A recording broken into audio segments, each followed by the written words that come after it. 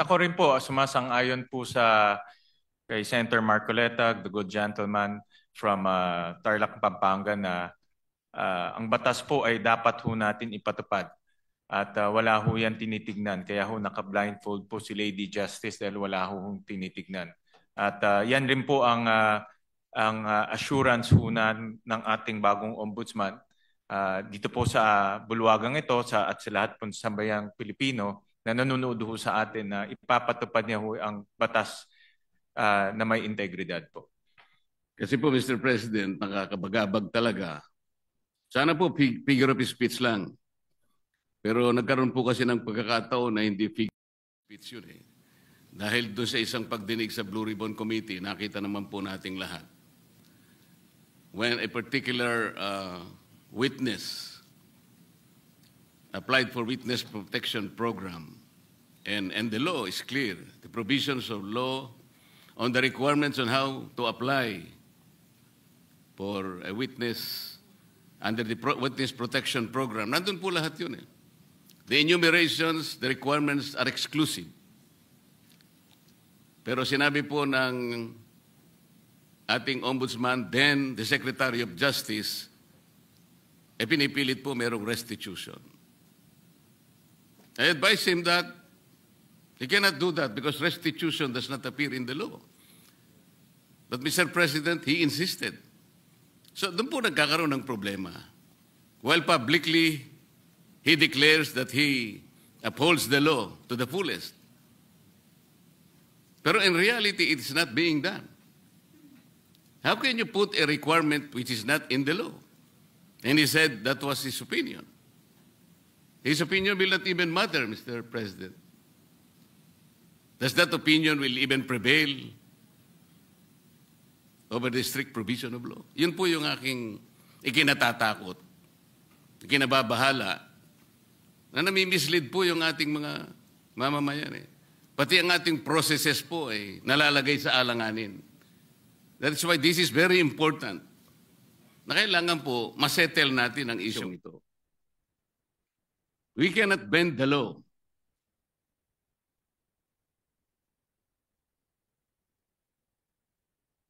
Kasi po, kapag pinanatili natin yun, it is as if the ombudsman has the power to refine the law or even revolutionize the law. No one can do that, Mr. President.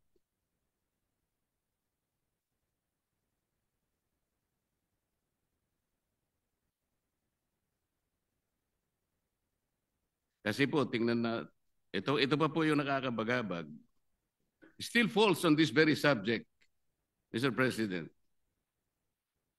Kamakailan lamang po ang ating current ombudsman ay nag-announce na sa mga darating na araw, meron pong may issuean na warrants of arrest.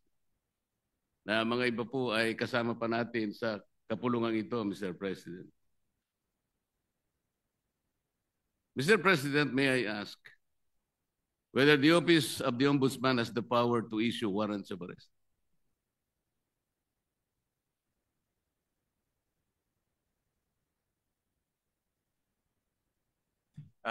No, Mr. President. Ang trabaho na ho nila, ang pinaka-responsibility ho nila is to ensure accountability, Mr. President. Tama naman po yun at ako'y naniniwala. Pero bakit niya po kaya nasabi yun that on such a particular date warrants of arrest will be issued? Does he think that he can preempt the Sandigan Bayan or even the RTCs, Mr. President, to issue the warrants?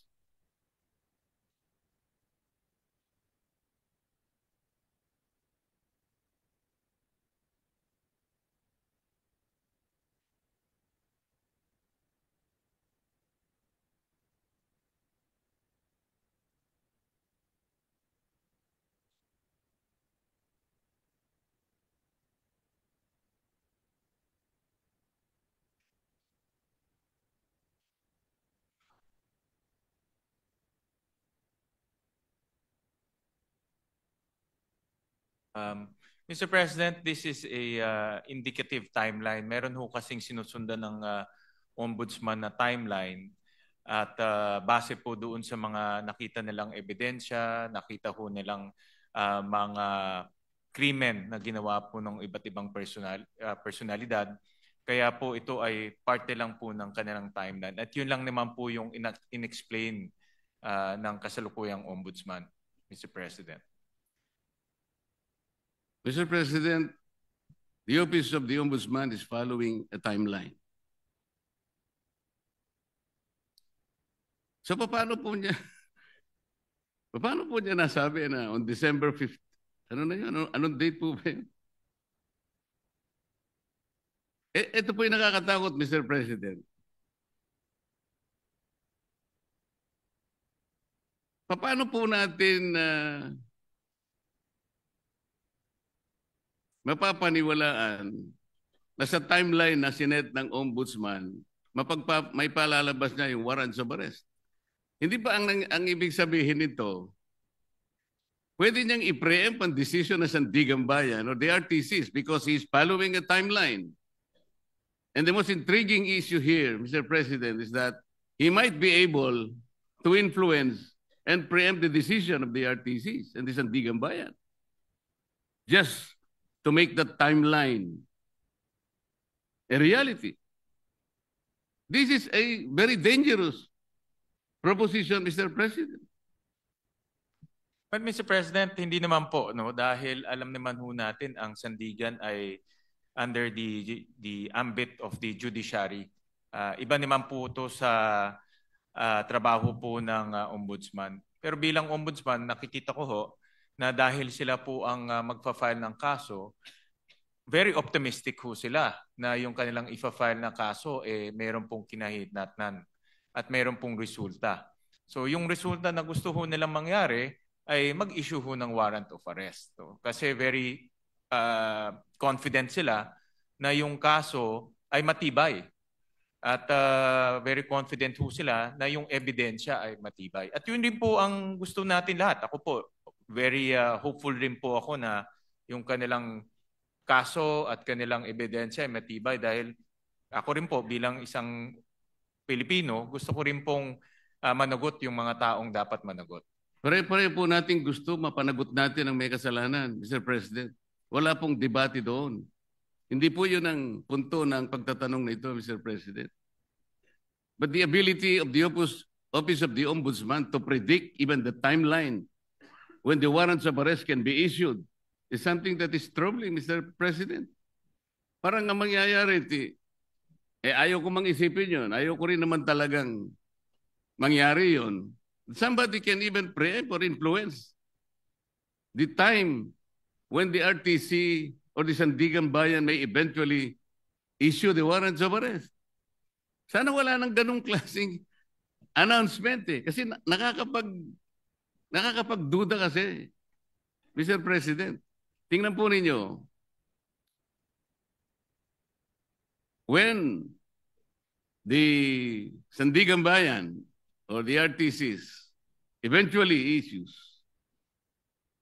the warrants of arrest, do you think the persons or kung sino man yung involved na yun, that the Office of the Ombudsman wants to be arrested, pwede nilang questionin yung impartiality ng Sandigan Bayan or even the RTCs? Because there was already a timeline announced by the office. This is the thing that is very intriguing, Mr. President. But Mr. President, with all due respect to the esteemed senator from Tarlac and Pampanga, with all due respect po, ito ay isang indicative timeline na tinitignan ho nila. Wala ho silang control sa magiging desisyon ng Sandigan. Wala ho silang control kung ano po magiging takbo sa Sandigan. Pero base po sa kanilang experience at base po sa kanilang pag-ayos ng kaso, lalo na po sa pagtingin po sa ebidensya, ito po yung tinitignan nilang timeline na pwedeng mangyari. Pwede rin ho yan hindi mangyari. No? Pwede rin ho yan iba po ang pupuntahan ng kaso. Pero naglalagay lang ho sila ng timeline para po makita naman ho nila kung ano po ang magiging takbo po ng kaso. At marami hong ganun. Actually, marami, pag nanonood po ako ng mga uh, political shows sa YouTube, marami pong mga political analyst, mga legal analyst, sinasabi ho nila, ano po ang magiging takbo ng kaso, kailan po may makukulong, kailan po may issue ng mga warrant of arrest. Yan po ay based on their analysis and experience. Pero wala hong assurance, hindi ho yung magiging 100% na ganun po ang kinahinatnan po niyan o ganun po ang kalalabasan. Ganun din po sa ombudsman. Ito po ay sa kanilang tingin ay posibleng mangyari. So do you think announcing a particular timeline, Mr. President, is even necessary? Ito po ay for purpose of information, Mr. President, and para po mabigyan din po ang publiko ng kanilang opinion pagdating po sa magiging takbo po ng kaso. Mr. President, ang sinasabi po ng representasyon na ito, hindi naman kailangan pang i-announce yun eh. Dahil magkakaroon lang po ng pagdududa ang ating mga mamamayan, lalong-lalo na po yung mga taong gusto nating ipa-aresto, sapagkat hindi naman kailangan na mag-announce pa. Kasi kapag sinabi mong meron po kaming timeline, parang siguradong-sigurado na po kasi ng opisina ng ombudsman na talagang mag-i-issue yung either the Sandigan Bayan or the RTC doon sa panahon na kanyang tinutukoy. Di ba, may isip ninyo, nasa ilalim pala ng impluensya ng ombudsman o ng RTC, ang mga korte, naiimpluensyahan pala ng ombudsman ang mga korte. Ganun po yung magiging maaring isipin. Maaring hindi totoong yun ang gustong gawin ng ombudsman. At naniniwala naman ako na hindi niya intention yun. Ngunit para bigyan po ninyo ng pagdududa ang ating mamamayan, lalong-lalo na po yung mga taong involved nga at gusto nyo ipa-aresto, parang hindi kailangan pong mag-announce pa eh. That is the only point, Mr. President. Yeah, I'm sure andito po ang ating ombudsman at nakikinig ho siya sa mga suhestyon ng ating senador at bibigyan ho nila yan ng konsiderasyon. Salamat po sa sagot. Mr. President, yung ating pong deputy, ano yung tawag doon? Deputy Overall Ombudsman ay taga-Bisaya, Mr. President.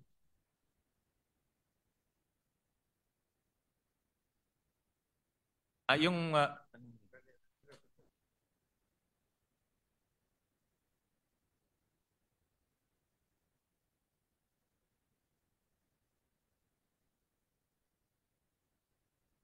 taga Mindanao po yung ating current Deputy Ombudsman.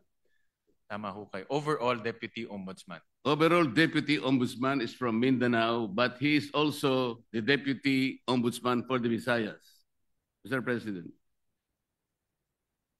Opo, tama ho. So, yung acting po, yung acting.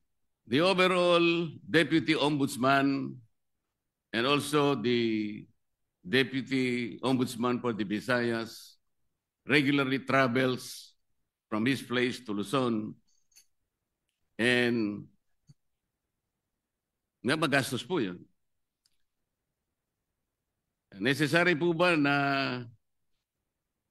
sino po nagmamanage sa Ombudsman Office sa Cebu?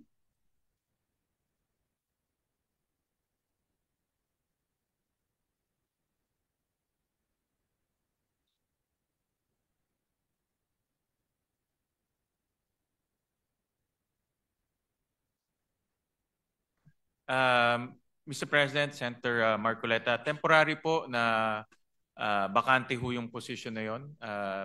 Pero later on ho, ma-field up rin ho yung position.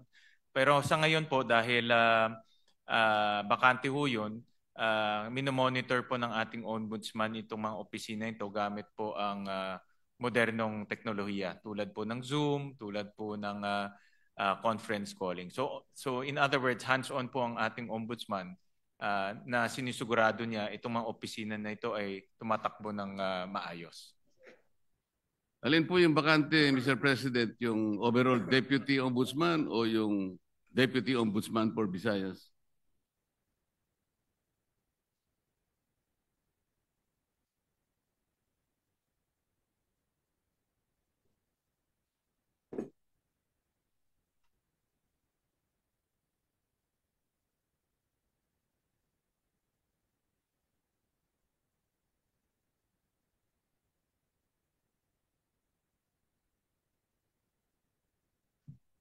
Ang bakante po ay yung overall Deputy Ombudsman for ito po ang bakante po. Yung overall Deputy Ombudsman ang bakante po. Yes. Dahil po suspended yung current overall Deputy Ombudsman. Kasi po kaya ako tinatanong to, Mr. President, napakagastos po yung regularly na pagta-travel po ng Deputy Ombudsman. Galing pa siya ng Mindanao. Meron pa siyang gawain dito sa Maynila dahil nga overall Deputy Ombudsman. Naisip ko po na unnecessary expense po yan sa opisina ng Ombudsman. Ang direction po ng ating bagong Ombudsman ay talagang gawing episyente po ang opisina. Natural lang naman po kung may bagong liderato, inaayos niya yung kanyang opisina sa nakikita niyang pinaka-episyenteng struktura, Mr. President. So, hindi naman po nila intention na maging bakante to at later on rin po ay malalagyan din po ng tao. Pero tinitignan nila kung anong pong paraan o anong pong structure ang pinaka magiging episyente po para po sa ombudsman offices, Mr. President. Mr. President, bago po naging ombudsman ang aking kaibigan, siya po ay magkaibigan naman tayong dalawa. Ikaw naman, dinideny mo yata eh. Yun nga sinasabi ko, kaibigan pala kayo. Yun nga sinasabi ko. Narinig niyo yata ako, Senator Marcoleta. Bago po siya naging ombudsman, Mr. President, siya po ay kalihim po ng ating Department of Justice. Yun naman pong dahil nag-retire po yung ating dating ombudsman Samuel Martires, nagkaroon po ng acting ombudsman. Siya po ay si overall Deputy Ombudsman Dante Vargas. Kapangalan ko pa siya. Nasaan po siya? Salamat po. Nandito ho siya. Siya po ngayon ang Deputy Ombudsman for Visayas and acting overall Deputy Ombudsman. Concurrent ho Yes, siya. Mr. President. For now. Yes, I know that. Ang itatanong ko po ay nung siya'y acting overall Deputy Ombudsman at sa panahon na yon ay applicant naman po ang aking kaibigan for Ombudsman na nabakante nga po, ay gumawa siya ng isang bagay na medyo napaisip ako, Mr. President. Ang tinutukoy ko po ay yung isang office order na kanyang pinalitan. Ang office order na ito po ay kinapapalooban ng parang double docketing. Ngayon, nung siya po ay acting na ombudsman, inalis niya po yung dating memorandum order requiring double docketing. At siya ay gumawa ng isang parang office memo or memorandum na doon po ay tinanggal niya, pinalitan niya yung office order At may kalakip pa pong isang directive na lahat ng mga complaints, lahat ng asunto, lahat ng habla, administrative man yan, criminal o kahit ano yan, na, na napapaloob 10 araw bago maging effective yung kanyang order which was issued on September 17, 2025 ay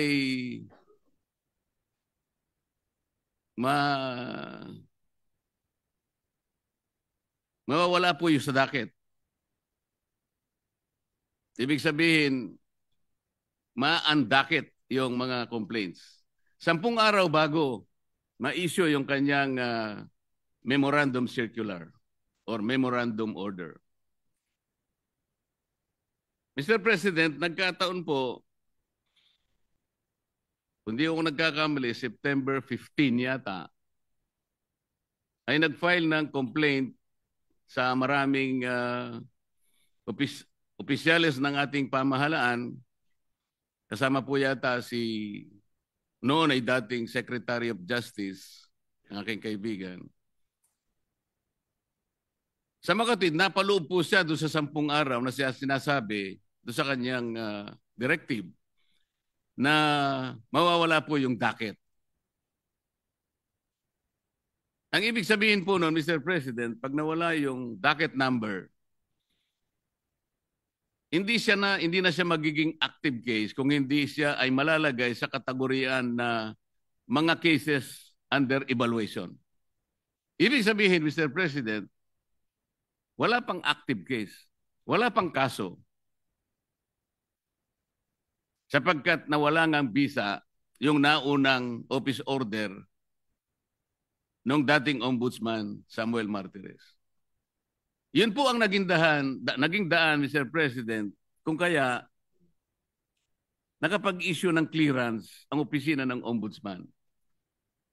At dahil nga po, mistulang walang kaso laban sa aking kaibigan, nasama siya doon sa shortlist na pagpipilian ng ating Pangulo na susunod na Ombudsman ng ating bansa. Mr. President, wala bang, yung ba pangyayaring yun ay, is there something much to be desired in the entire process, Mr. President? Parang ang nangyari, nakagawa ng gano'n yung overall ombudsman nang hindi naman maliwanag what is the visible public service na pwedeng nakamit ng ating mamamayan doon sa ginawa niyang pagpapalit ng office order. Hindi kaya lang ginawa yon para mapagbigyan ang aplikasyon ng aking kaibigan at makakuha siya ng clearance upang sa ganon eventually he will be included in the shortlist to be submitted to the Office of the President, makasama sa pagpipilian bilang ombudsman. Yun po yung aking gustong malaman, Mr. President.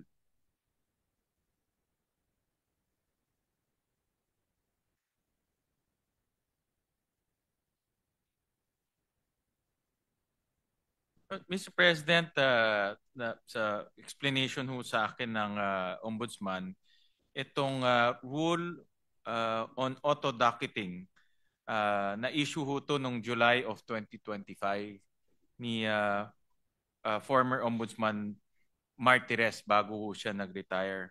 At nakita ho nila na hindi to dumaan sa tamang proseso. It was found not to be properly published. So hindi ho na publish na maigi. So binalik ho to ni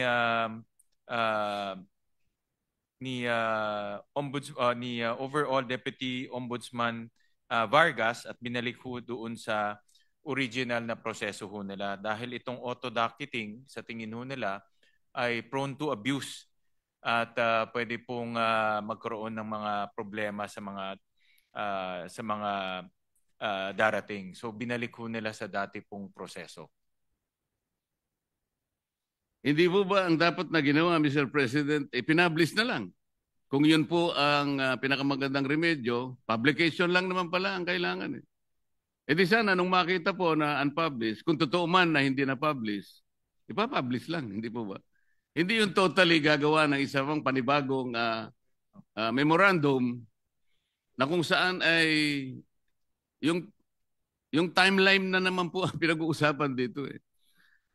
Bakit naman 10 araw bago lahat ng complaints na ipinail sa opisina ng ombudsman within 10 days prior to the issuance of that memorandum ay maandakit?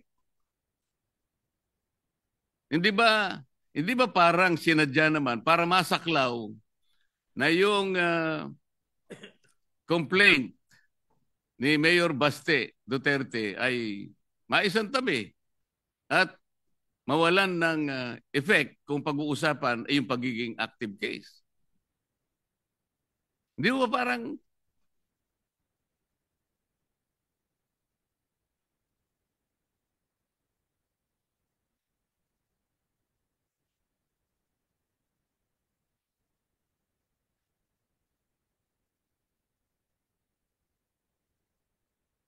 Well, nung naging acting po si overall Deputy Ombudsman, pinag-aralan ho nila mabuti itong auto-docketing at nakita ho nila na prone to abuse ho to dahil pag file mo, docketed na ho kaagad without any analysis.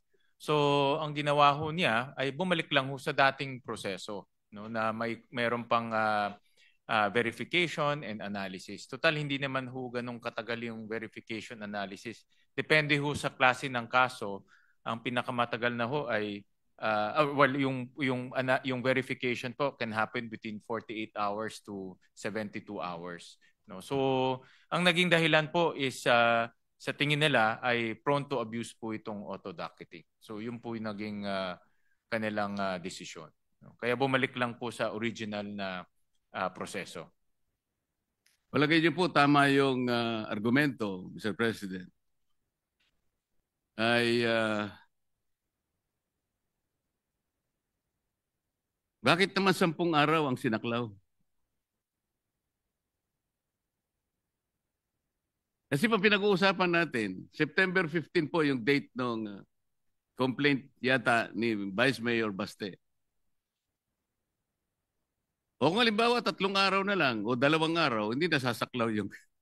yun po yung gusto lang nating linawin. Kasi parang halata po Mr. President.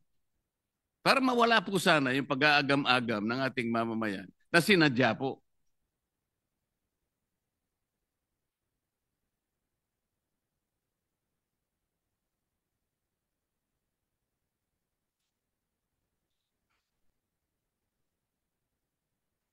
But yun po yung naging decision nung acting ombudsman at that time dahil yun na nga sa kanyang pagtingin ay ito po ay baka maabuso dahil nga pag-file niyo ho, diretso docket na ho kaagad at hindi bine-verify kung yung fina-file po tama o hindi. Prone to harassment rin ho dahil nga alam naman ho natin sa politika kung mayroon kang kagalit, pa-file ka lang tapos ibubulgar ho, mayroon ng ombudsman case. No? So, binalik lang po sa dating proseso. Hindi na ho, dahil sa kanilang pag-aanalisa, ito po yung pinaka maayos at hindi po maaabuso na proseso. So, yun lang po ang ginawa ho nung dating ombudsman. Yung acting ombudsman in particular. Sana nga po hindi na abuse ang proseso, pero hindi po malinaw na ganun ang nangyari. Halimbawa, isa pa po, yung complaints po na ipinail sa ombudsman may kinalaman po sa mga opisyalis ng Department of Public Works.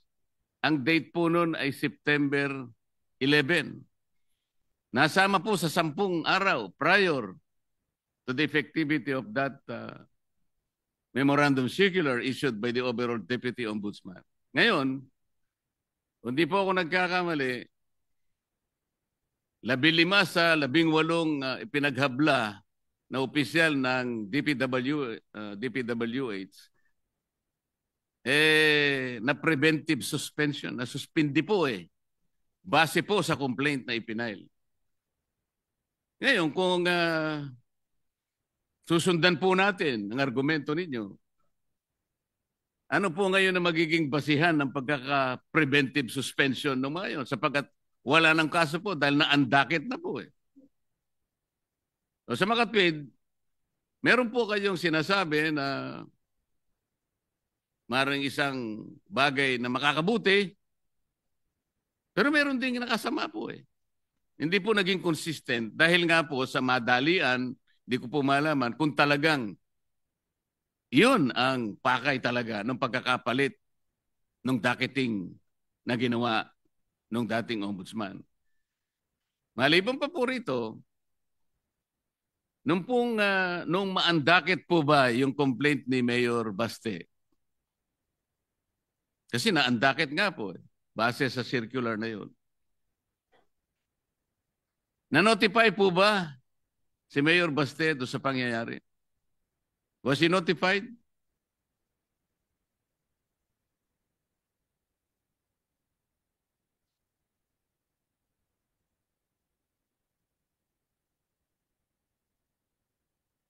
Maraming salamat po sa tanong, Senator Marcoleta. Andito po yung ating ombudsman at nakikinig ho siya sa inyong mga suggestion, lalo na doon sa mga bagay na sa tingin nyo ay hindi ho malinaw o pwede pong magdulot ng kaguluhan sa isip ng taong bayan. At siya naman po ay bukas yung kanyang isip para po maayos itong mga proseso na ito. Ngayon, in relation doon po sa inyong tanong, yung DPWH cases po, eventually ito po ay nadakit at iniimbestiga na ho. No? So, itong mga final po na cases ay ngayon ay inimbestiga na at iniimbestigahan na at eventually po ay magpa-file na rin ho sila ng mga kaso sa sandigan. So, yun po ay tumatakbo na, in other words. So pwede ho maging kampante ho tayo na hindi ho yun ay hindi, yung mga kaso ng DPWH ay hindi po nawala. Bagkus yun po ay tuloy-tuloy na inimbestigahan at magfa-file na rin po ng kaso. Hindi po, tinatanong ko lang doon, Mr. President, dahil nga po sa pangyayari na yun, hindi po naging consistent ang aplikasyon. Dahil nga na preventive suspension yung mga opisyalis, tinatanong ko lang po, parang wala nang base sapagkat nawala po yung docket eh. Yun lang naman po yung tinatanong ko. Ibig sabihin, kung may ginawa kang isang bagay na nakabuti, meron ding nakasama. Nawala ng basis din po yung kabila. Tama po. Kung po sa katanungan nyo kung na-notify si Mayor Baste, ito po ay internal process ng ombudsman. So, sa tingin ho nila ay hindi na ho kailangan i-notify. No? So, ito po yung itong proseso na ito, yung pagdadakit o pag-verify, ito pa internal process ho nila. Ganun na lang po ang kanilang pangangatwiran, Mr. President. Paano naman mangingigibabaw ang isang internal process ng ombudsman? Doon po sa malakihan at napaka-importanting provision ng ating saligang batas na due process. The first requirement of due process is notice. Ibig ba sabihin po, wala man lang karapatan ng isang tao na naghabla para malaman niya kung anong kinahinatnan ng kanyang asunto? Na hindi man lang sinabi sa kanya na, yung asuntong pinail mo, inalisan na namin ang docket dahil sa mga ganitong mga alalahanin na aming nakita. Doesn't he deserve to be notified, Mr. President?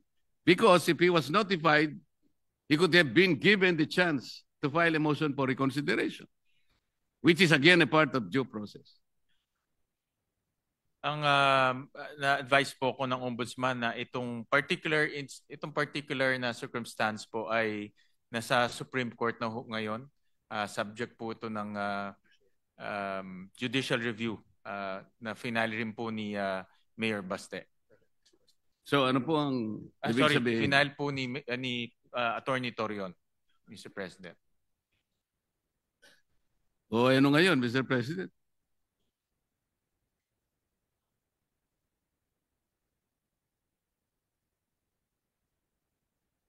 So ito po ay under the judicial review po ng Supreme Court. Oo nga Itong po. circumstances po. Oo nga po, pero hindi nasasagot yung tinatanong ko po. Very simple lang po eh. Yung pangangailangan ng isang taong manotify man lang kung ano ang kinahinatnan ng kanyang inihabla. Nung habla niya, isang bagay na karapatan ng bawat isa. Yun po ay isang requirement ng due process. Manotify ka lang. Malaman mo lang kung anong nangyari. Dahil po ba, kapag ninotify nyo siya, that will trigger the filing of a motion for reconsideration. At base po sa rules ng ombudsman, mangangailangan po kayo at least ng 15 days. Para sa ganon, ma-resolve ninyo yung kanyang motion for reconsideration. Hindi nyo kailangan yung 15 days kasi nga, baka hindi maisama sa shortlist ang pangalan ng aking kaibigan. Ito po yung ating sinasabi. Mr. President, sana po lahat ng ginagawa natin ay nasa ilalim ng transparency. Ito po ang pinakamabuting magagawa natin sa ating bansa. Lalo na ngayon na maraming tao po ang nalulungkot, baka hindi lang nalulungkot, nagagalit sa mga nangyayari. Kung hindi po tayo transparent, wala tayong kakayahan na sabihin sa kanila, ilantad, buksan sa kanila ang kaganapan ng nangyayari. We're just merely paying lip service to a very important provision of our Constitution that public office is a public trust. Maraming salamat po sa panahon, Mr. President. At sa panahon ng ating sponsor, panahon po ng Ombudsman na binigay sa akin. Salamat po. Maraming salamat po, Senator Marcoleta. At ulitin ko lang po, nandito po ang mga kawani ng Ombudsman at nakikinig ho sila sa inyong mga suhestyon, sa inyong mga mungkahi. At rest assured po na ito ay siseryosohin ho nila. Maraming salamat po, Senator Majority Leader Marcoleta. Yes, Mr. President, next to interpolate is our Senate President Pro Tem, Senator Panfilo Ping Lacson. The President Pro Tem, Senator Ping Lacson is recognized. Thank you, Mr. President. As usual, I will limit my interpellation to questions pertaining to the budget of the Ombudsman, as I have done so during my past interpellations of the other agencies, Mr. President. Is the Chairman of the Finance Committee ready to yield the floor to this? Thank you, Mr. President. We'll be more than happy to receive questions from His Honor, Mr. President. Thank you, Mr. President. I will just cover probably 2 or 3 items in my interpellation, and we'll make this quick. The Office of the Ombudsman submitted its original proposed budget of